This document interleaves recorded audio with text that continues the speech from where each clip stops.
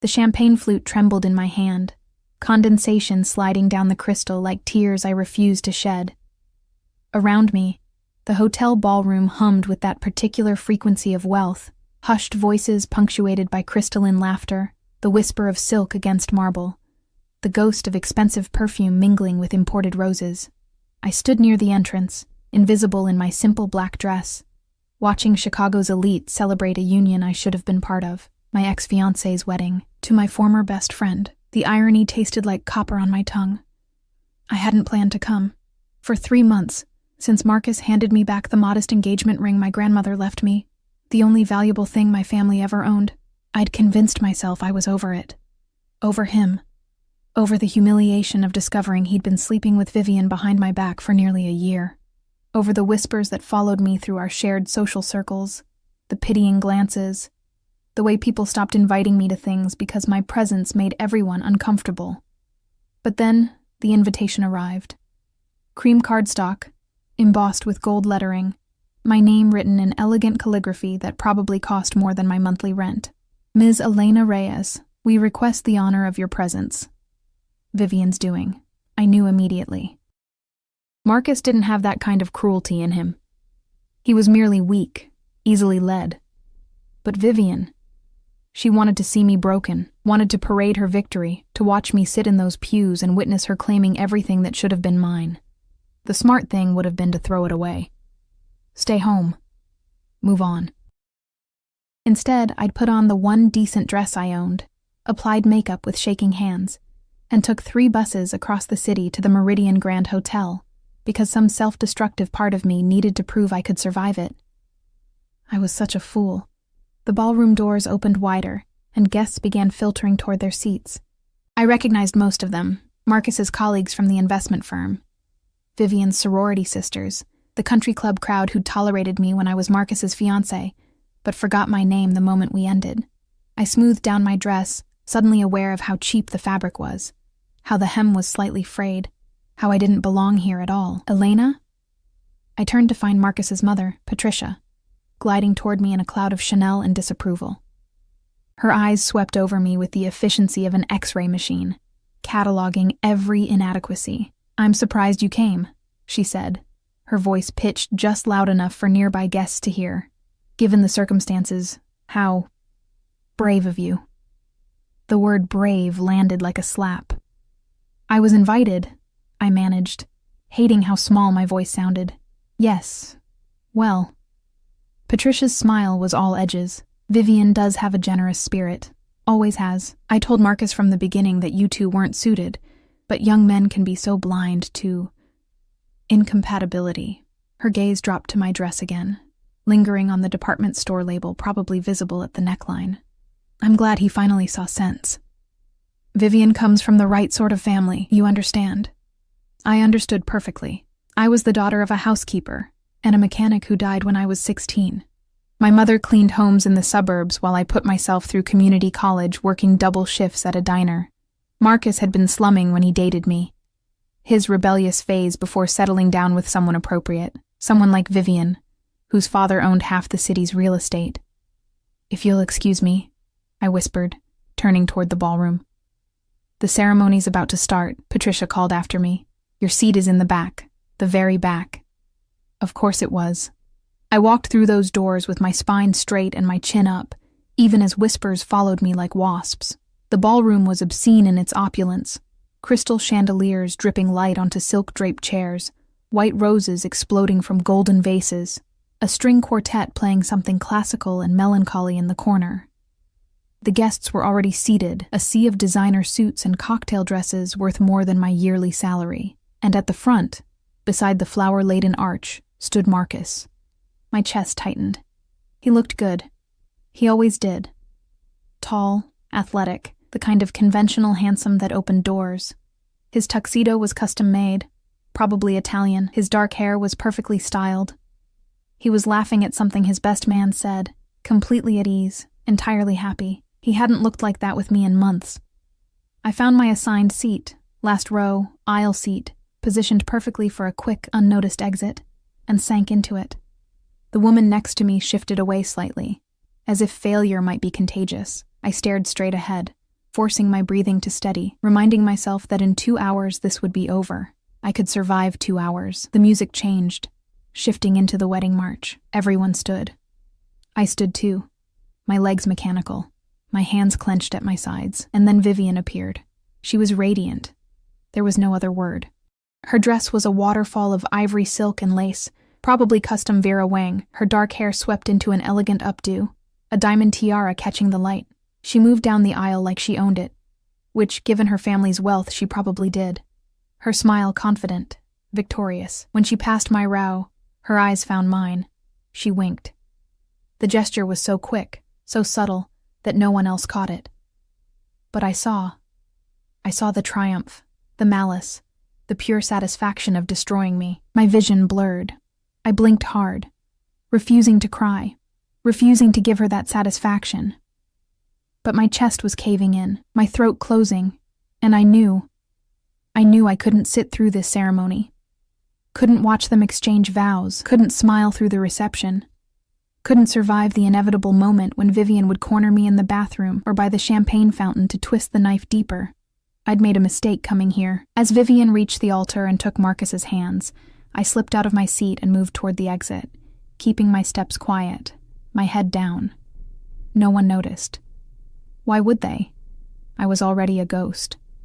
The hallway outside the ballroom was blessedly empty, all the hotel staff focused on the ceremony inside. I hurried toward the main lobby, my heels clicking against marble, my breathing coming faster. I just needed to get outside, catch a bus, go home.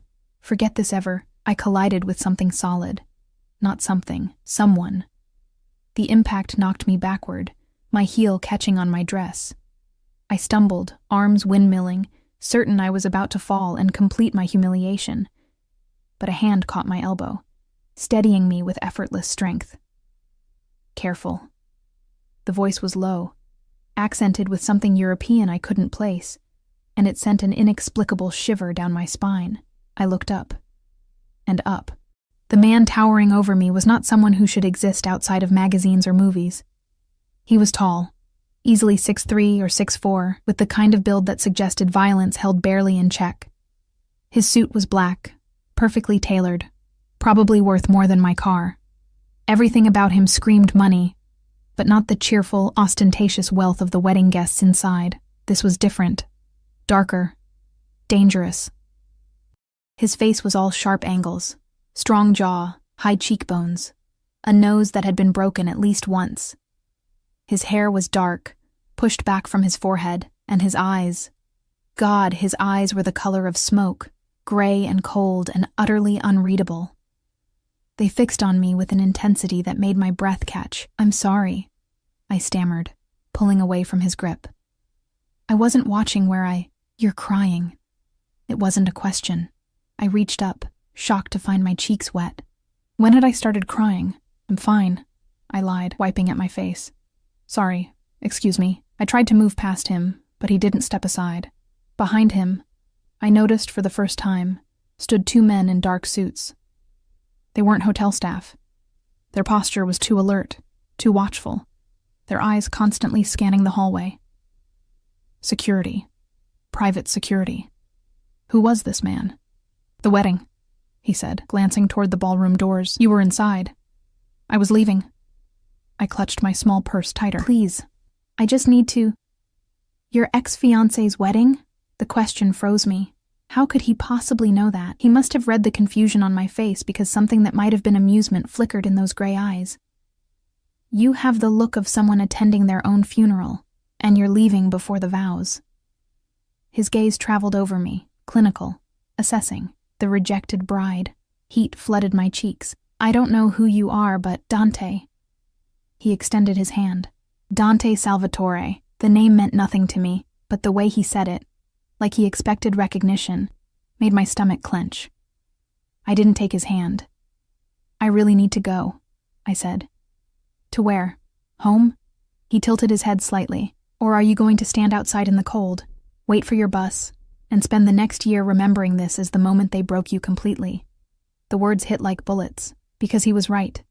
That's exactly what would happen. "What do you want?" I asked, my voice cracking. Dante Salvatore smiled then. a slow, predatory curve of his mouth that did nothing to warm those cold eyes. "I want to offer you an alternative," he said. "How would you like to go back into that wedding as someone else entirely?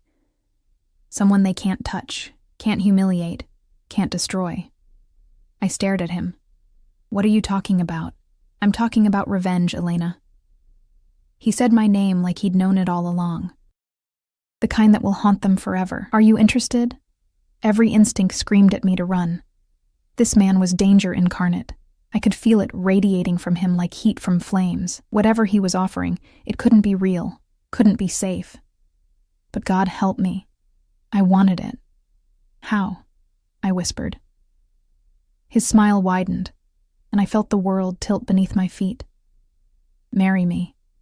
The logical part of my brain, the part that had gotten me through community college while working full-time, the part that balanced my mother's medical bills and grocery money, the part that survived Marcus's betrayal, was screaming at me to walk away. Marry a complete stranger, a man whose name I didn't even recognize, whose eyes held secrets dark enough to drown in, whose mere presence made the air feel thinner. Insanity. But the other part of me, the part that had been humiliated, discarded, made invisible, that part whispered, "Why not?" "You're insane," I said. But my voice lacked conviction. Dante's expression didn't change, perhaps.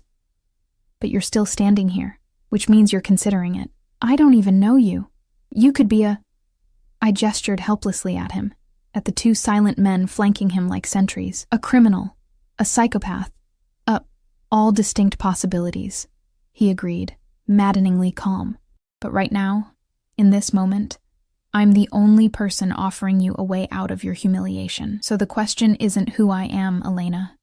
The question is, how much more can you endure?" I hated that he was right, hated the tears still wet on my cheeks, hated the trembling in my hands, hated that Vivian's wink had shattered what little composure I'd managed to construct. "Why?" I demanded.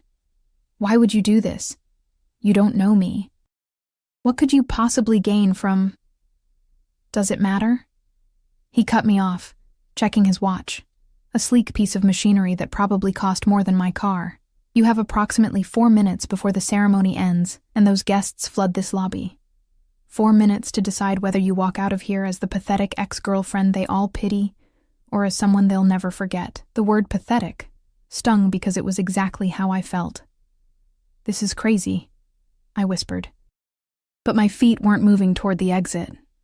Dante stepped closer, and I caught his scent, something expensive and masculine.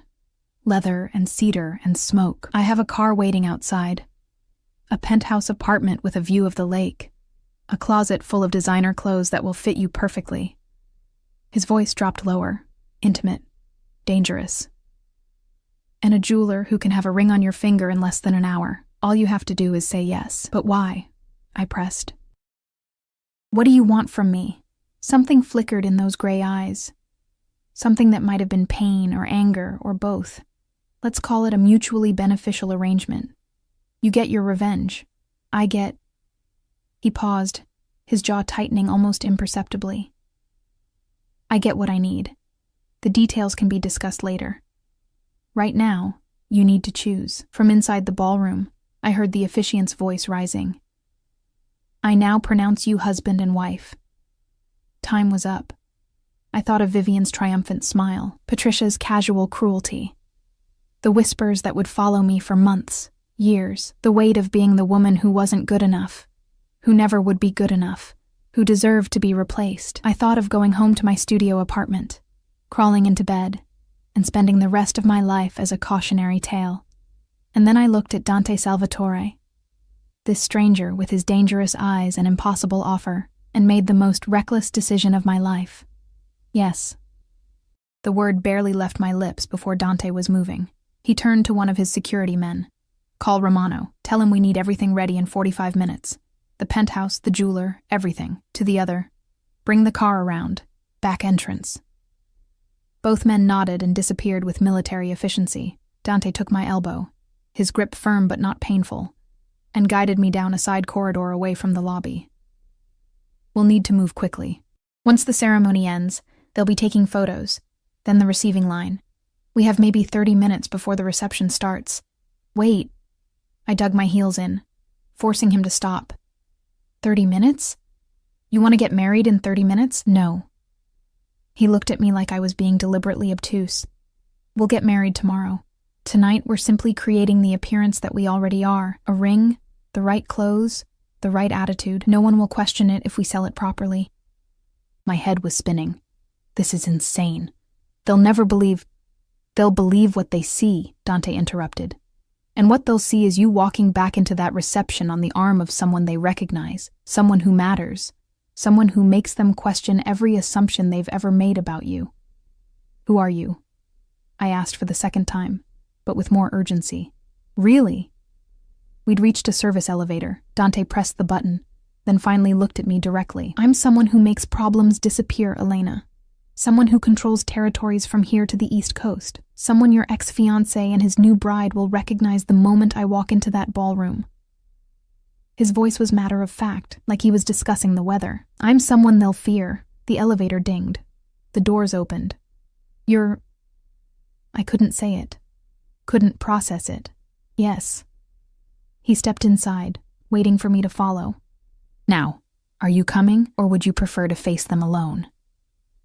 I stepped into the elevator. The descent was silent except for the mechanical hum. Dante stood perfectly still, his posture relaxed, but his eyes constantly moving, tracking, assessing. The two security men had reappeared, flanking us, their hands resting near their jackets in a way that suggested weapons. Oh God. What was I doing? The elevator opened to a parking garage. A sleek black SUV with tinted windows idled near the entrance.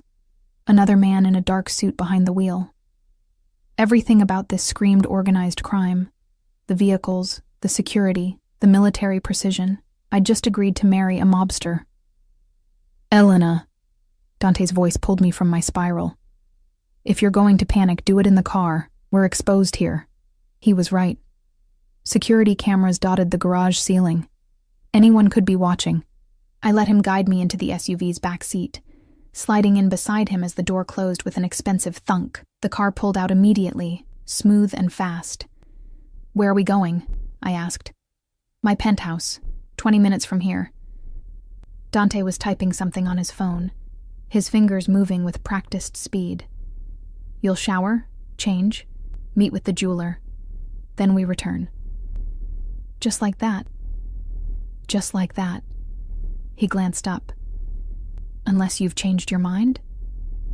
I should have. Every rational cell in my body was screaming at me to demand he stop the car. Let me out. Let me escape before whatever insane plan this was consumed me completely. But I thought of Vivian's wink, Patricia's contempt, Marcus's easy laughter. No, I said quietly.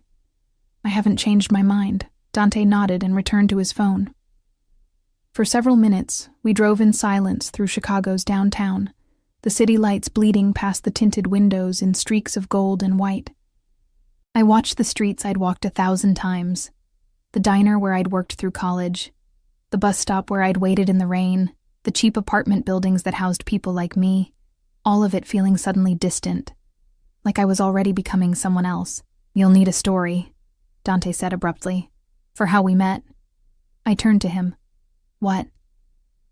When people ask, and they will, you'll need to explain how a housekeeper's daughter ended up married to me. His tone was clinical, like he was solving a logistics problem.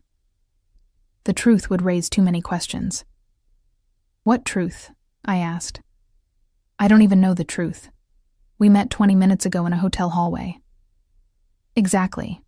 Which is why we need a better story. He pocketed his phone and gave me his full attention for the first time since we'd entered the car. We'll say we met 3 months ago, after your engagement ended. You were working at a restaurant where I sometimes eat. I noticed you, asked you out. Things progressed quickly. We married last week in a private ceremony. We've kept it quiet because of my business concerns. What restaurant? I asked, my mind struggling to keep up. Bella Nata, on the north side. I own it. Of course he did. And people will believe this? I asked. That you married someone like me? Something dangerous flashed in his eyes. Someone like you. You know what I mean. I'm not... I gestured at the luxury car, at him. I'm not from your world. People will know that immediately. Good. Dante's voice was sharp. Let them see the contrast. Let them wonder. Let them question everything they thought they knew about you. He leaned closer, and I caught that scent again. Leather, cedar, smoke. You're not going back to that reception as my equal, Elena. You're going back as my wife, and in my world. That makes you untouchable. The word sent a shiver through me. Untouchable. How long had I been the opposite? How many times had Marcus touched me carelessly, without thought? How many times had Vivian's casual cruelties landed because I had no protection, no shield, no power? What happens after tonight? I asked quietly. After the revenge? After we've humiliated them the way they humiliated me? Dante was quiet for a long moment. The car turned onto Lakeshore Drive, the black water of Michigan stretching endlessly to our right. We'll discuss terms, he said finally. How long this arrangement lasts, what we both need from it. But that's for tomorrow, after we make this legal. Tonight is about the performance. The performance, I echoed. Yes. He studied me, his gray eyes cataloging every detail of my face like he was memorizing it. You'll need to look at me like you love me. Touch me like you can't help yourself. Smile like I've given you everything you've ever wanted. His voice dropped. Can you do that, Elena? I thought about all the times I'd smiled through double shifts at the diner when my feet were bleeding. All the times I'd pretended Marcus's casual dismissals didn't hurt. All the times I'd acted like I belonged in rooms where everyone knew I didn't. Yes, I said, I can do that. Good. He returned his attention to the window. We're here. The SUV pulled into an underground garage beneath a gleaming high-rise. The building was all glass and steel, the kind of place I'd walked past 100 times without imagining I'd ever enter. We took a private elevator, one that required a keycard, up to the top floor. The penthouse was exactly what I'd expected, and somehow more. Floor-to-ceiling windows overlooking the lake. Minimalist furniture in blacks and grays. Art on the walls that was probably worth more than my mother's house. Everything cold, expensive, perfect. This way.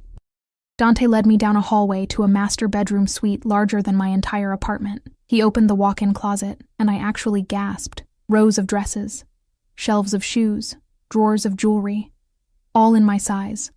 How? I started. I had someone acquire a few things, he said dismissively. Choose whatever you want for tonight, something that makes a statement. The shower's through there. He pointed to an ensuite bathroom done entirely in marble and gold fixtures. You have 20 minutes.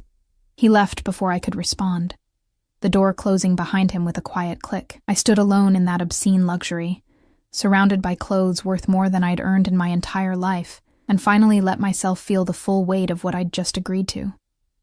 I was going to marry a stranger, a criminal, a man whose eyes held violence like some men held pocket change. And then, I was going to walk back into that wedding reception and make Marcus and Vivian regret every moment they'd ever underestimated me. I stripped off my cheap black dress, leaving it in a puddle on the floor, and stepped into the shower. The water was scalding, perfect, washing away 3 months of humiliation and grief. When I emerged 15 minutes later, I felt like a different person. I chose a dress from the closet, a deep emerald silk that hugged every curve, with a neckline just low enough to be daring. Shoes that added 4 inches to my height. Diamond earrings that caught the light like trapped stars. When I looked in the mirror, I barely recognized myself. The bedroom door opened. Dante stood in the doorway, and for the first time since we'd met, his expression shifted. Something heated flickered in those cold gray eyes before he controlled it. Perfect, he said. The jeweler's here. Let's make you a bride. The jeweler was a small, nervous man named Vincent, who set up his velvet cases on Dante's dining table like he was handling religious artifacts. His hands trembled slightly as he opened each box, revealing rings that sparkled under the chandelier light with an intensity that made my breath catch. Mr. Salvatore, Vincent said, his voice deferential, almost fearful. I brought the pieces you requested, the finest we have. Dante stood behind me, close enough that I could feel the heat radiating from him. His hand rested on the small of my back, a possessive gesture that should have made me uncomfortable, but instead sent strange shivers up my spine. "Show her the Cartier," he said. Vincent's hands moved to a burgundy box, opening it to reveal a platinum band encrusted with diamonds that formed an intricate pattern around a center stone so large it seemed obscene. The price tag, had there been one, would probably have funded my mother's retirement. "It's too much," I whispered. "It's perfect." Dante's voice was close to my ear. "Give me your hand." I extended my left hand, watching as if from outside my body as Dante took it in his. His fingers were warm, calloused in ways that suggested violence, and they held mine with surprising gentleness. He slid the ring onto my finger slowly, deliberately, his gray eyes never leaving my face. It fit perfectly. "How did you—" I started. "I'm very good at measuring things," he said, and something in his tone made heat flood my cheeks. He turned to Vincent. "We'll take it. And the matching band." "Of course, Mr. Salvatore. Shall I—" "Leave them. Send the bill to Romano." Dante's dismissal was absolute. Vincent packed his cases with shaking hands and practically ran for the door, one of the security men escorting him out. I stared at the ring on my finger, at the way it caught the light, at how foreign and yet somehow right it looked against my skin. "It's borrowed," I said softly. "All of this. The dress, the ring, this life. None of it's real. Does it matter?" Dante moved to stand in front of me, tilting my chin up with one finger until I met his eyes. "By the time we walk back into that reception, it will be real enough. They'll believe it because they'll want to believe it. Because the alternative, that someone like me would choose someone like you, will haunt them forever." "Someone like me," I repeated, the phrase stinging even from his mouth. His jaw tightened. "I meant that as a compliment. You have something they lack, Elena. Something authentic beneath all their polish and privilege. It's why Marcus was drawn to you in the first place, even if he was too weak to keep you." The unexpected defense caught me off guard. Before I could respond, Dante stepped back, checking his watch again. A gesture I was beginning to realize was a tell, a sign he was calculating, planning, always 3 moves ahead.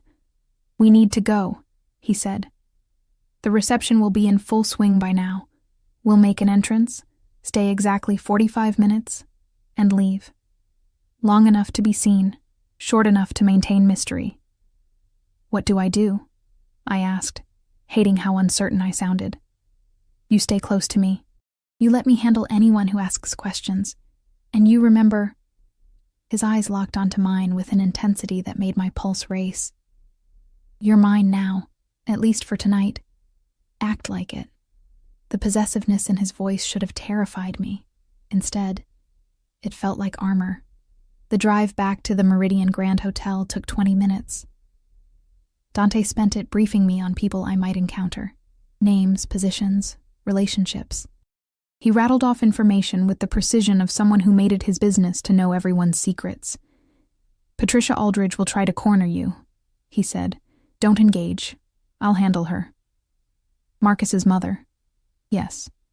She's connected to several families I do business with. She'll recognize me immediately." A cold smile played at his lips. "She'll also recognize what it means that you're with me." "What does it mean?" I asked.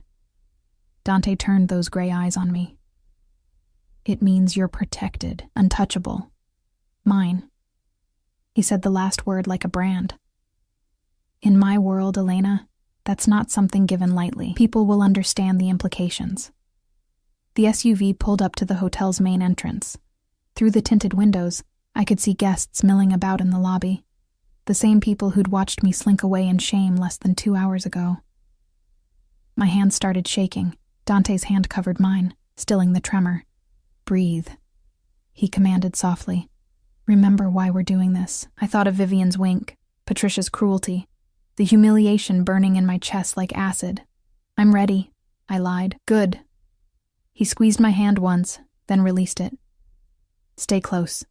Don't speak unless I tell you to. And Elena?" He waited until I looked at him. "Don't let them see fear. Ever." The driver opened my door. Dante exited first, then extended his hand to help me out. a gesture so natural, so proprietary, that several people in the lobby immediately turned to look. I took his hand and stepped onto the red carpet in my borrowed emerald dress and impossible shoes, the diamond ring heavy on my finger, my heart hammering so hard I was certain everyone could hear it. Dante's arm slid around my waist, pulling me against his side. The gesture was possessive, protective, and utterly convincing. We walked through the lobby like we owned it, and maybe in some way I didn't understand Dante did. People stared, whispered. I recognized several faces from the ceremony, saw their expressions shift from curiosity to shock, to something that looked like fear. They recognized him. The ballroom doors stood open, music and laughter spilling out. Dante paused just outside, his hand tightening on my waist. "Last chance to run," he murmured. I thought about running, about the safety of my small apartment, my predictable life, the comfort of invisibility. Then I thought about Vivian's triumphant smile. "Let's go," I said. We walked in together. The reception was exactly as obscenely lavish as I'd expected. Crystal and flowers and champagne towers, guests dancing under twinkling lights, laughter echoing off marble columns. At the center of it all, on a small stage, Marcus and Vivian danced their first dance as husband and wife, her dress billowing around them like clouds, his hand on her waist, both of them radiating happiness. They hadn't seen us yet. Dante guided me to the bar, his presence parting the crowd like Moses with the Red Sea. People moved aside instinctively, their conversations dying mid-sentence as they registered who he was. The bartender's eyes widened, but he took our order without comment. Whiskey for Dante, champagne for me. "Mr. Salvatore." We turned to find an older man in an expensive suit approaching, his expression carefully neutral. "I didn't know you'd be attending this evening, Frank." Dante's tone was cordial but cold. Last-minute decision. My wife wanted to pay her respects to an old friend. The word wife landed like a bomb. Frank's eyes shot to me, then to the ring on my finger, then back to Dante with barely concealed shock. "Your wife. I hadn't heard you'd married. We kept it private." Dante's arm tightened around my waist. "Elena prefers to stay out of the spotlight. Don't you, darling?" The endearment should have sounded false. Somehow it didn't. "Congratulations," Frank managed, though his eyes were calculating, already trying to figure out what this meant for whatever business he had with Dante. "Mrs. Salvatore." The name sent a jolt through me. Mrs. Salvatore. God, what was I doing? "Thank you," I said, keeping my voice steady. Frank excused himself quickly, already pulling out his phone. Within seconds, I could see the whispers spreading through the crowd like wildfire. Heads turning, phones appearing. The music on the dance floor seemed to dim as more and more people became aware of our presence. And then Vivian saw me. I watched her freeze mid-spin in Marcus's arms, her eyes going wide as they locked onto mine. Then they traveled to Dante, to his arm around my waist, to the massive diamond on my finger, and something that might have been panic flickered across her perfect features. She knew who he was. Marcus followed her gaze, and I had the satisfaction of watching the color drain from his face. He stumbled slightly, nearly stepping on Vivian's dress, his expression shifting from shock to confusion to something that looked almost like fear. The song ended. The dance floor cleared. And Vivian, ever the performer, plastered on a brilliant smile and made her way toward us, Marcus trailing behind like a reluctant shadow. "Elena!" Her voice was pitched perfectly, surprised, delighted, just slightly condescending. "I can't believe you came, and you brought—" Her eyes slid to Dante, and I saw the calculation there, the quick assessment of his suit, his bearing, his obvious danger. "A date." "My husband," I corrected softly, and the word tasted like victory. Vivian's smile froze. "Husband?" "Dante Salvatore," he said, not offering his hand. "And you must be the bride. Congratulations." The temperature in our little circle seemed to drop 10 degrees. Marcus looked like he might be sick. Vivian's mask was cracking at the edges, her eyes darting between Dante and me with increasing panic. "I didn't know you'd gotten married," she said, the words coming out strangled. "When did this—" "3 weeks ago," Dante answered before I could. "Private ceremony. We would have invited you, but His smile was all teeth. "We didn't want to overshadow your special day." The barb landed perfectly. Vivian flinched. "That's wonderful." Marcus finally spoke, his voice hoarse. "Elena, I'm happy for you. Really, you deserve—" He seemed to choke on whatever he was going to say next. "She deserves everything," Dante finished for him, his arm possessive around my waist. "Which is exactly what she'll have. Isn't that right, darling?" He looked down at me, and the intensity in his gray eyes was almost overwhelming. For a moment, I forgot this was an act. Forgot that we were strangers playing a role. His gaze held something raw, something that made my breath catch and my pulse race. "Yes," I whispered. Dante's hand came up to cup my face, his thumb brushing my cheekbone with surprising tenderness. Then he leaned down and kissed me.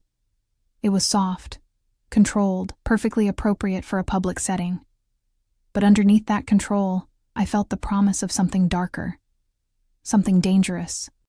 His lips were warm against mine, and the kiss tasted like whiskey and revenge and the edge of something I didn't want to name.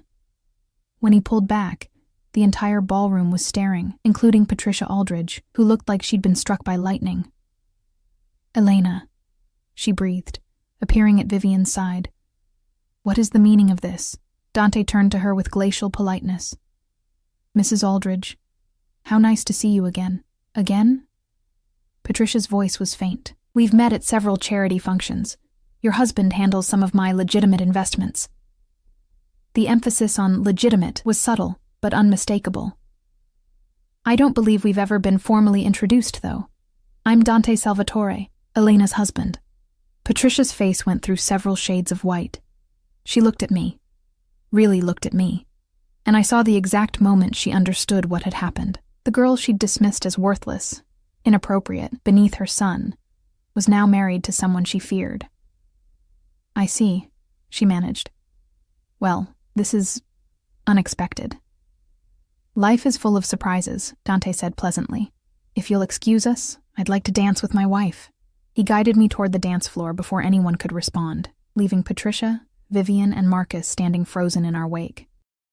The dance floor felt like a stage, every eye in the ballroom tracking our movement as Dante pulled me into his arms. His hand settled on my waist with possessive certainty, while the other captured mine, his grip firm and warm. The orchestra had shifted to something slow and intimate, probably meant for the newlyweds.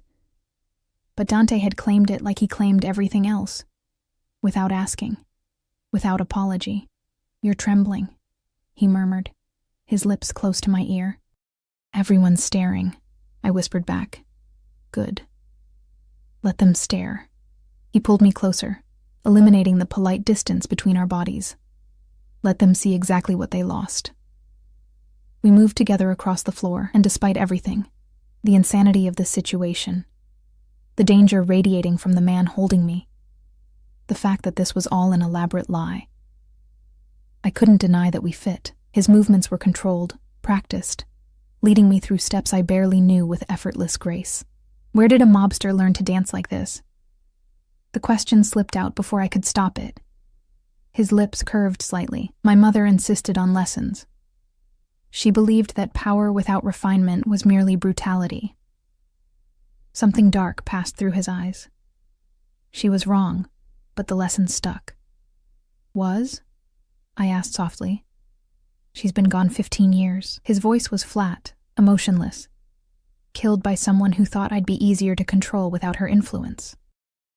The casual way he said it, like discussing the weather, sent ice through my veins. "I'm sorry." "Don't be." I made sure they regretted that assumption. He spun me suddenly, my dress flaring, then pulled me back against his chest. "Just as Marcus and his bride will regret what they've done to you." Over Dante's shoulder, I could see Vivian and Marcus at their head table, surrounded by bridesmaids and groomsmen. They weren't celebrating anymore. Vivian kept glancing in our direction, her smile brittle, while Marcus looked like he wanted to disappear into the floor. Patricia stood near them, her phone pressed to her ear, her expression thunderous. She was making calls, trying to find out who Dante really was, what his presence here meant. "She's scared," I observed. "She should be." Dante's hand tightened on my waist. Patricia Aldridge has spent years building connections with families like mine, playing both sides, thinking her society status protects her. Seeing you with me shatters her entire worldview. Because I'm not good enough? The old wound throbbed. Because you are. His gray eyes caught mine, and the intensity there stole my breath. You survived poverty, loss, betrayal, and still came to this wedding with your head high. That takes more strength than any of these people will ever possess. He leaned closer, his voice dropping to something almost dangerous. Patricia dismissed you as weak. Now she's realizing you're the one person in this room she should have feared. The music swelled around us. Other couples had joined the dance floor, but they kept a careful distance, as if afraid to come too close to Dante's orbit. I caught glimpses of familiar faces. Marcus's colleagues from the investment firm, Vivian's sorority sisters, all the people who'd whispered about me, pitied me, forgotten me. Now they couldn't look away. How long do we have to stay? I asked. Another 20 minutes. Dante guided me through a turn, long enough to make the impression permanent. Then we leave, and tomorrow we make this official. Tomorrow. The reality of what I'd agreed to came crashing back. About that, not here. His tone brooked no argument. We'll discuss terms at my penthouse tonight after we're done with this performance. But Elena... He waited until I met his eyes. Whatever arrangement we come to, whatever this becomes, you need to understand something. When I commit to something, I don't do it halfway. If you're going to be my wife, even temporarily, you'll be protected like my wife, treated like my wife, and anyone who tries to hurt you will answer to me. Is that clear? The promise should have terrified me. Instead, something warm and dangerous unfurled in my chest. Yes, I whispered. The song ended. Dante released me slowly, his fingers trailing along my waist in a gesture that felt far too intimate for strangers. Before I could process it, Vivian appeared at his elbow, her smile bright and false. I'm sorry to interrupt, she said, though her tone suggested she wasn't sorry at all. But I was hoping to steal Elena for a moment. Girl talk, you understand. Every instinct screamed at me to refuse. But Dante's hand squeezed mine once, a warning or encouragement, I couldn't tell, before he stepped back. Of course, he said smoothly. I'll get us drinks. Elena? Champagne? I nodded, not trusting my voice. Vivian looped her arm through mine with false intimacy, steering me toward a quiet corner near the windows overlooking the city. Her nails dug into my skin just hard enough to hurt. What the hell are you doing? She hissed the moment we were out of earshot. I pulled my arm free. I don't know what you mean. Don't play stupid, Elena. Dante Salvatore? Really? Her eyes were wild now, the perfect bride mask completely gone. Do you have any idea who he is? What he does? My husband, I said simply, holding up my ring hand. Vivian's face contorted. You can't be serious. You married him? When? This is some kind of sick joke to ruin my wedding, isn't it? Not everything is about you, Vivian. The words came out sharper than I intended. Though I understand why you'd think that, given how much effort you put into ruining my life. I didn't ruin anything, she snapped. Marcus and I fell in love. You were just too blind to see that you never really had him. The cruelty was breathtaking. You were my best friend. I was your charity case, Vivian shot back. Do you know how exhausting it was, pretending to care about your little problems? Your student loans, your sick mother, your pathetic attempts to fit in with Marcus's friends? She laughed, the sound brittle. I did you a favor, Elena. Marcus would have gotten bored and left you eventually. At least this way, you gotta keep some dignity. Dignity? I repeated, my voice shaking. You invited me to your wedding to humiliate me. You winked at me walking down the aisle like this was all some game you'd won. Because I did win. Vivian's composure shattered completely. I got Marcus. I got the life we both wanted. I got everything you dreamed about while you were scrubbing tables at that disgusting diner. And now you show up here with some criminal, thinking you can make me jealous, thinking anyone here believes that someone like Dante Salvatore would actually want someone like you? The words hit like physical blows. because she was voicing every doubt screaming in my head, every fear that this was too good to be true, that Dante's interest, whatever it was, couldn't possibly be real, that I was still the same worthless girl they'd all dismissed. Careful. Dante's voice cut through the air like a blade. I hadn't heard him approach, but suddenly he was there, pressing a champagne flute into my hand, while his other arm circled my waist. The casual gesture was a clear warning. Vivian paled. "Mr. Salvatore, I didn't mean—" "Yes, you did." His voice was pleasant, conversational, and absolutely terrifying. "You meant every word, which is why I think it's important to clarify something." He pulled me tighter against his side. "Elena is my wife.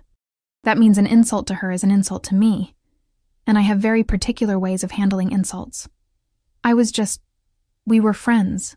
I was only—" Vivian stumbled over her words. "You were cruel to someone I care about." Dante's smile never reached his eyes.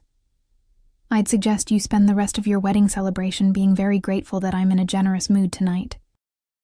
Because if I hear that you've spoken to or about Elena with anything less than respect, I'll take a personal interest in your new husband's business ventures. I understand he just made partner at Whitmore and Associates?" Vivian's face went chalk white. "Yes. Interesting firm. They handle several accounts connected to families I work with. It would be unfortunate if those connections were severed. If Marcus found himself suddenly unemployable in this city." Dante tilted his head slightly. "But I'm sure that won't be necessary, will it?" "No," Vivian whispered. "No, of course not." "Excellent." Dante's smile widened. "Congratulations on your marriage.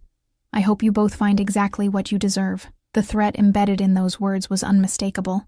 Vivian fled back toward Marcus without another word, her designer dress trailing behind her like a funeral shroud. I stared up at Dante, my hands shaking around the champagne flute. "You didn't have to." "Yes, I did." His expression softened slightly.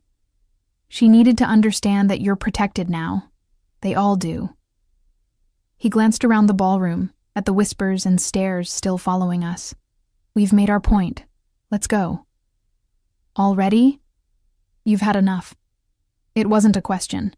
Dante could apparently read me better in one evening than Marcus had in 2 years. "Come." He guided me through the ballroom, his hand never leaving my waist. People parted for us like water around a ship's bow. I caught a glimpse of Patricia near the exit, her face twisted with fury and fear. Marcus and Vivian at their table looking shell-shocked, the bridesmaids and groomsmen whispering frantically amongst themselves.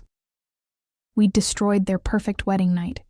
The realization should have made me feel guilty. Instead, I felt powerful. The SUV was waiting at the entrance, engine running. Dante helped me inside with the same proprietary care he'd shown all evening, then slid in beside me. The door closed, sealing us in leather-scented darkness. "Your place or mine?" he asked, a hint of dark humor in his voice. "Yours," I said without thinking. "My apartment is not appropriate for this conversation." This conversation being the one where we discussed the terms of our arrangement. "Yes." Dante pulled out his phone, typed something quickly, then pocketed it. "Then we'll talk at the penthouse. There's food waiting, wine if you need it, and privacy. By tomorrow afternoon we'll be married legally. But tonight, we negotiate what that actually means." The car pulled away from the hotel, from Marcus and Vivian's shattered celebration, from the life I'd left behind. Chicago streaked past the windows, buildings and lights, and the dark promise of Lake Michigan in the distance. "Thank you," I said quietly, "for what you said to Vivian, for defending me." Dante was quiet for a long moment. When he finally spoke, his voice was rougher than usual. "No one talks to you like that, not anymore. Not while you're mine. But I'm not really yours," I said. "This is just an arrangement, a performance." He turned to look at me then, and something in his expression made my breath catch. "Is it?" he asked softly. "Because from where I'm sitting, Elena, the performance felt remarkably real." I didn't have an answer for that. We drove in silence through the city, the weight of everything that had happened, and everything about to happen, settling over us like fog. Tomorrow, I would legally marry a stranger, a criminal, a man whose world was built on violence and shadows and secrets I couldn't begin to understand. Tomorrow, Elena Reyes would cease to exist, and Elena Salvatore would be born. The penthouse was exactly as I'd left it. Cold, expensive, perfect. But now it felt different. Now it felt like a trap closing around me. Beautiful and inescapable.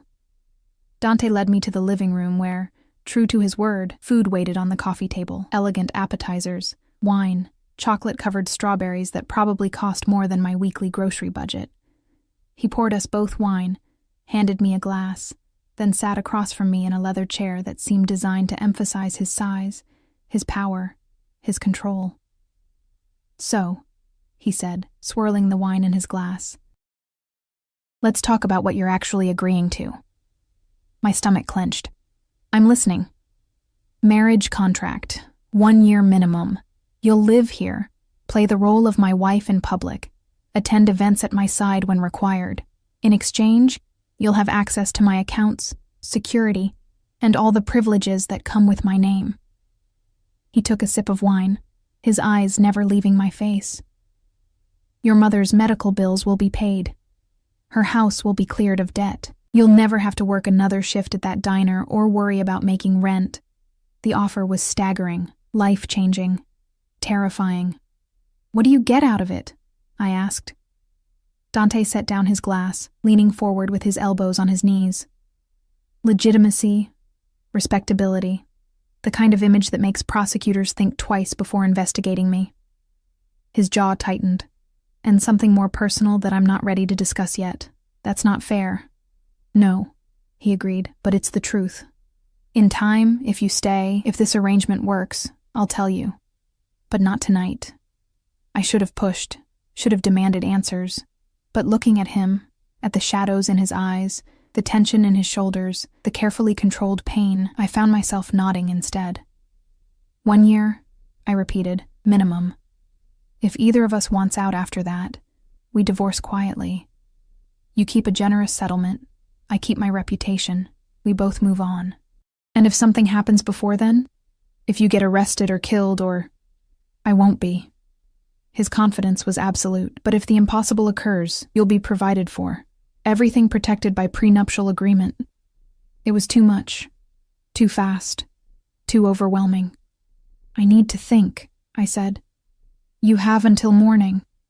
Dante stood, his tall frame towering over me. The guest bedroom is down the hall. Everything you need is there. We'll go to the courthouse at noon, sign papers, make it legal. And then, Elena, you'll be mine in every way that matters. The possessiveness in his voice sent shivers down my spine. Good night, I whispered. Good night, future Mrs. Salvatore. He said it like a promise, or a threat. I fled to the guest room, closed the door, and finally, let myself fall apart. I didn't sleep. How could I? Every time I closed my eyes, I saw Vivian's face draining of color, Marcus's shock, Patricia's fear. I heard Dante's voice promising violence in the same tone most people discussed the weather. I felt the weight of the ring on my finger, heavy as chains, beautiful as poison. At 6 a.m., I gave up pretending and wandered into the kitchen. Dawn was breaking over Lake Michigan, painting the water in shades of gold and blood. The penthouse was silent except for the hum of expensive appliances and the distant sound of the city waking below. I made coffee, finding everything I needed in cabinets that probably cost more than my car, and stood at the floor-to-ceiling windows, watching the sun climb higher. You're up early. I spun to find Dante in the doorway, wearing only black pajama pants that hung low on his hips. In the soft morning light, I could see what his suits had hidden. The tattoos covering his torso and arms, intricate patterns that looked like they told stories written in ink and violence. Scars crossed his ribs, his shoulder, his abdomen, each one a testament to a life I couldn't fathom. I couldn't sleep, I admitted, clutching my coffee mug like a lifeline. He moved into the kitchen with predatory grace, pouring his own coffee. Second thoughts? About 100 of them. I turned back to the window. This is insane, you know. Everything about this. Yes. His honesty startled me. I glanced over my shoulder to find him watching me with those unreadable gray eyes. "Then why are we doing it?" I asked. Dante was quiet for a long moment, steam rising from his mug. When he finally spoke, his voice was rougher than usual, because sometimes insanity is the only sane response to an insane world. He moved to stand beside me at the window. "You were destroyed by people who claimed to love you. I've been destroyed by people who claimed loyalty. We both know what betrayal tastes like, Elena. Maybe that's why this," he gestured between us, "makes more sense than it should. You still haven't told me what you really want from this," I said softly. His jaw tightened. "No, I haven't." "Will you? Ever, if you stay long enough?" He took a sip of coffee. "If you prove you can be trusted with the kind of secrets that get people killed." The casual mention of death should have sent me running. Instead, I found myself asking, "What happened to make you this way?" Something flickered in his eyes, pain, rage, grief, all gone too quickly to name. The man who killed my mother was someone I trusted, someone I considered family. His voice was flat, emotionless. He took her from me because he wanted to take control of my father's territory, thought I was too young, too soft, too attached to her gentle influence. "What did you do?" I whispered. I proved him right about one thing. I was attached to her influence. Dante's smile was cold, terrible. And then I proved him wrong about everything else. I took his territory, his money, his family, and his life. In that order. I made sure he understood exactly what his mistake cost before I ended him. I should have been horrified, should have put down my coffee, walked out, called the police, done something to distance myself from this man and his casual admissions of murder. But all I could think was, he loved his mother that much. "I'm sorry," I said, "for your loss." Dante looked at me like I'd spoken a foreign language. Most people would be running by now. I'm not most people. I took a sip of coffee, considering. Besides, you've been honest with me. Brutally honest. That's more than Marcus ever was. Marcus is a coward. Dante's voice dripped contempt. He pretended to love you while betraying you with your best friend. He let his mother dictate his choices and convinced himself he was being practical. Men like that disgust me, but men like you, who kill people, they don't. I never pretend to be something I'm not. His gray eyes locked onto mine. I'm a criminal, Elena. I hurt people. I break laws. I operate in shadows most people pretend don't exist. But I don't lie about it. I don't make promises I won't keep. And I don't betray the people under my protection. Is that what I am now? Under your protection? Yes. The word was absolute. From the moment you agreed to this arrangement, you became mine to protect. That's not negotiable. The possessiveness should have frightened me. Instead, after months of being nobody's priority, being nobody's concern, it felt like coming home. "Okay," I said quietly. Dante's eyebrows rose. "Okay? I'll do it. The marriage, the arrangement, all of it." I set down my coffee mug with deliberate care. 1 year. We see if this works. And if it doesn't, we walk away clean. Elena. He turned to face me fully. "You understand what you're agreeing to? This isn't just playing dress-up at society events. You'll be married to someone the FBI watches, someone rival families want dead, someone whose business involves things you can never speak about. Your life will be in danger simply by association." "My life was already small and meaningless," I said. "Maybe danger is an improvement." Something shifted in his expression. Surprise, respect, something that might have been desire. "You're either very brave or very foolish." "Probably both." I managed a shaky smile. "When do we leave for the courthouse?" 11:30. "That gives you time to shower, eat, prepare yourself." He reached out, his fingers brushing my cheek with unexpected gentleness. "Last chance to run, Elena." I thought about my studio apartment with its peeling paint and broken heater. About my mother's medical bills stacking up on my kitchen table. About Marcus and Vivian's faces last night.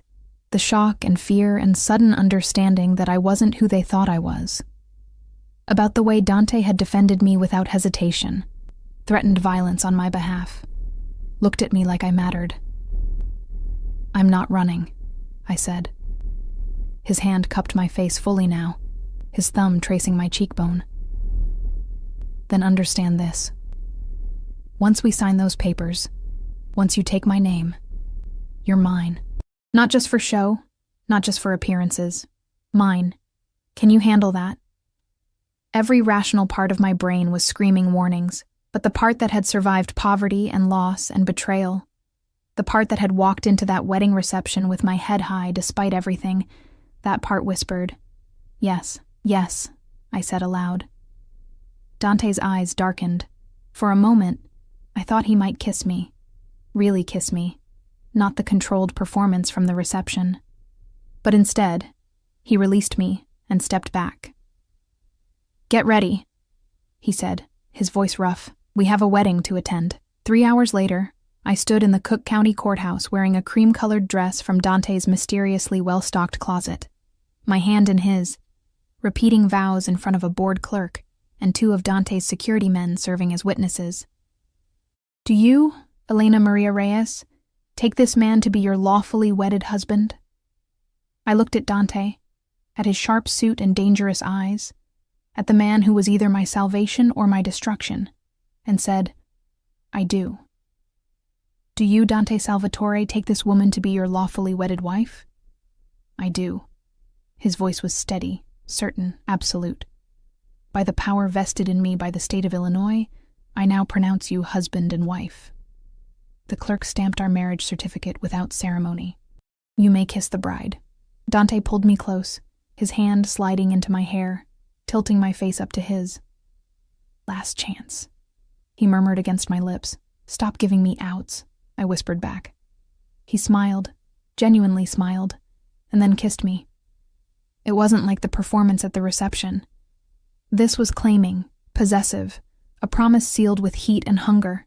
His lips demanded submission even as they offered protection. His hands held me like I was something precious and breakable and entirely his. When we finally broke apart, I was breathless, dizzy, completely lost.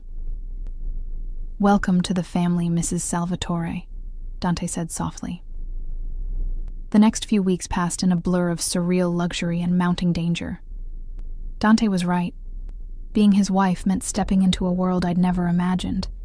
Dinners with men whose names I recognized from FBI wanted posters. Charity galas where diamonds glittered alongside barely concealed weapons. Quiet conversations that ended when I entered rooms, secrets layered on secrets like sedimentary rock, but it also meant safety, security guards who followed me everywhere. Accounts with more money than I'd earn in 10 lifetimes. My mother's medical bills paid in full, her house renovated, her tears of gratitude when I told her I'd married someone who cared about family. I'd lied about how we met, told her the restaurant story Dante created. She'd believed it because she wanted to. Because after years of struggle, she desperately needed to believe her daughter had finally found happiness. Had I? I wasn't sure. Dante was complicated. In public, he was the perfect husband. Attentive, protective, possessive in ways that made other men back away from me immediately. In private, he was distant, controlled, keeping walls between us that I couldn't breach. He never asked me to share his bed. The arrangement was clear. Separate rooms, separate lives. A marriage of convenience that looked real from the outside, but remained hollow within. It should have been enough. It was certainly more than I'd had before. But late at night, lying in my expensive guest room, I found myself wondering what it would be like if this were real, if the heat in Dante's eyes when he looked at me meant something beyond ownership, if his possessiveness stemmed from desire rather than pride, if I was falling for a man who would never let me in. Everything changed 6 weeks after the wedding. I was shopping on Michigan Avenue, accompanied by 2 security guards, because Dante insisted when I saw him. Marcus. Walking out of a coffee shop with his briefcase, his face drawn and tired, he saw me at the same moment, froze on the sidewalk like he'd seen a ghost. "Elena," he breathed. I should have kept walking. Should have let my security guards move me along, should have maintained the cold distance that Dante would have expected. But something in Marcus's expression, something broken and desperate, made me pause. "Marcus, can we talk?" He glanced at my guards. "Just for a minute, please." Against my better judgment, I nodded. We moved to a bench in a small plaza, the guards maintaining distance but staying alert. Marcus sat beside me, his hands clasped between his knees, looking nothing like the confident man who'd left me 3 months ago. "You look good," he said finally. "Happy." "Thank you. Are you happy?" His eyes met mine, and I saw real pain there. Or is this just revenge? I considered lying, but after everything, I owed him at least honesty. "It started as revenge," I admitted, "but it's become something more complicated." "Do you love him?" Marcus's voice cracked. "Salvatore?" The question pierced something deep inside me. Did I? Could I love someone who kept so many secrets, who lived in violence, who held me at arm's length even as he claimed me as his? "I don't know," I said softly. "Do you love Vivian?" Marcus's laugh was bitter. "I thought I did. Turns out she loved my family's money more than she loved me. She's already talking about expanding the house, joining new clubs, spending more than we make." He rubbed his face. "I made a mistake, Elena. A huge one. And I'm sorry. I'm so sorry." "I know," I said, and I did. I could see it written all over him, the regret, the realization that he'd traded something real for something hollow. "If you ever want out," Marcus started. "I don't." The words came out before I'd fully thought them through, but once spoken, I knew they were true. Whatever this is with Dante, it's mine. I chose it. I'm choosing it. Marcus nodded slowly. "He'll hurt you eventually. Men like him always do." I stood, smoothing down my designer dress, one of dozens now hanging in my closet. "But at least he's honest about it. That's more than I can say for you." I walked away before he could respond, my guards falling into step beside me, but Marcus's question echoed in my head for the rest of the day. "Do you love him?" I found Dante in his study that evening, surrounded by paperwork and laptop screens, his face illuminated by the cold glow of monitors. He looked up when I entered, his expression shifting from concentration to concern. "What's wrong?" he asked immediately. "I saw Marcus today." Dante's entire body went still. "Dangerous. Did he touch you?" "No. We just talked." I moved into the room, drawn by something I couldn't name. "He asked if I loved you. And?" Dante's voice was carefully neutral, but I saw tension in his shoulders, in the way his hands gripped the desk. I didn't know what to tell him. I stopped in front of the desk, meeting those gray eyes that had haunted my dreams for weeks. "Because I don't know what this is. You've given me everything. Safety, security, revenge, a life I never dreamed of. But you won't let me in. You won't tell me what you really want from this. You won't. I want you." The words exploded from him like they'd been held back too long. "I've wanted you from the moment I saw you crying in that hallway, looking broken and beautiful and so fucking strong despite everything they'd done to you." I stared at him, shocked into silence. Dante stood, moving around the desk with predatory grace. "You think this was just about legitimacy? About image?" He laughed, the sound harsh. "I have a dozen ways to improve my reputation, Elena. I didn't need to marry you for that. Then why?" "Because 6 months ago, I lost someone." His voice went rough. "My younger sister. She was killed by a rival family as a message to me. She was innocent, good, everything I'm not. And when she died, something in me died too." My chest tightened. "Dante, I was going to that wedding to finalize a business deal with Patricia Aldridge's husband. Nothing more. But then I saw you, running from your pain, broken by people who should have protected you. And I saw Sophia in you. That strength, that refusal to be completely destroyed, even when you had every right to give up." His hand came up to cup my face. "I wanted to save you the way I couldn't save her. Wanted to give you the protection I failed to give Sophia. That's what I get from this arrangement, Elena. The chance to do right by someone who deserves it." Tears burned my eyes. "That's why you knew my size, why the closet was stocked. You had someone research me. The moment I saw you, I had Romano find out everything, who you were, what you'd lost, what you needed." His thumb brushed away a tear. "I knew you'd say yes, because I knew how badly they'd hurt you. And I knew I could give you the revenge you deserved while keeping you safe. It was supposed to be simple. "What changed?" I whispered. "You." His forehead rested against mine. "You were supposed to be a project, a way to assuage my guilt. But you became something else, something I didn't expect, and now I don't know how to keep you at arm's length anymore." "Then don't." I pulled back enough to meet his eyes. "Stop protecting me from yourself, Dante. I chose this. I choose you. Whatever that means." "It means danger," he warned. "It means violence and secrets and a life where one mistake could get you killed. It also means not being alone anymore." I pressed my hand over his heart, feeling it hammer beneath my palm. "It means being seen, being valued, being chosen. That's worth the risk." Dante's control shattered. He kissed me like he was drowning and I was air, his hands tangling in my hair, his body pressing me back against the desk. This wasn't performance or possession.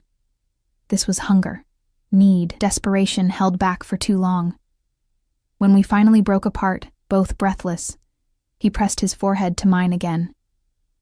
"I can't promise you safety," he said roughly. "I can't promise you normal, but I can promise you this. You'll never be invisible again. You'll never be dismissed or discarded or treated like you don't matter. Because you matter to me, Elena, more than you should. More than is smart." "Then we're both fools," I said, smiling through tears. "Yes." He kissed me again, softer this time. "We are." 6 months later, I stood at another window overlooking Lake Michigan, watching the sun set over the city that had once represented all my broken dreams. So much had changed. My mother was healthy, living in a renovated house with a garden she'd always wanted. Marcus and Vivian had divorced. His firm had mysteriously lost several major clients, and the financial strain proved too much for their shallow marriage. Patricia Aldridge no longer spoke to me at social events, which suited me perfectly, and Dante. Strong arms wrapped around me from behind, pulling me back against a solid chest. I leaned into Dante's embrace, his lips finding the sensitive spot below my ear. "What are you thinking about?" he murmured. "How strange life is," I said. "A year ago, I was invisible, disposable. Now I'm married to the most dangerous man in Chicago, and somehow I've never felt safer." "You are safe." His arms tightened possessively. "Anyone who threatens you dies. It's that simple." I should have been horrified by the casual promise of murder. Instead, I turned in his arms, wrapping mine around his neck. "I love you," I said. Simple, true, terrifying. Dante's expression softened in ways he only allowed when we were alone. "I know. I've known for months. I was just waiting for you to figure it out." "Arrogant," I accused, but I was smiling. "Accurate." He kissed me slowly, thoroughly. "I love you too, Elena Salvatore. More than I thought I was capable of loving anyone. You saved me as much as I saved you." "We saved each other," I corrected. "Yes." His smile was genuine, warm, the expression I'd learned to treasure because he shared it so rarely. We did. Outside, the city glittered with lights, each one representing a life, a story, 1,000 possibilities. Somewhere out there, Marcus was learning to live with his regrets. Vivian was scrambling to maintain her status without his family's money. Patricia was coming to terms with the fact that the girl she'd dismissed now held more power than she'd ever imagined. And here, in this penthouse above it all, I stood in the arms of a man who chose me, protected me, loved me with the same intensity he brought to everything else in his violent, complicated life. The arrangement was supposed to last 1 year. Instead, it had become forever. "No regrets?" Dante asked softly, reading my thoughts as he often did. I thought about the woman who'd walked into that wedding 6 months ago, broken, invisible, desperate for anything to ease the pain. I thought about the man who'd offered her an impossible choice and made it possible. "No regrets," I said firmly. "This is exactly where I'm supposed to be." Dante kissed me again, and in that kiss was every promise he'd made and kept. Protection, possession, love wrapped in violence and sealed with truth. We were both damaged, both dangerous in our own ways, both exactly what the other needed. The girl Marcus dismissed had become a queen in the underworld, and she'd never been happier.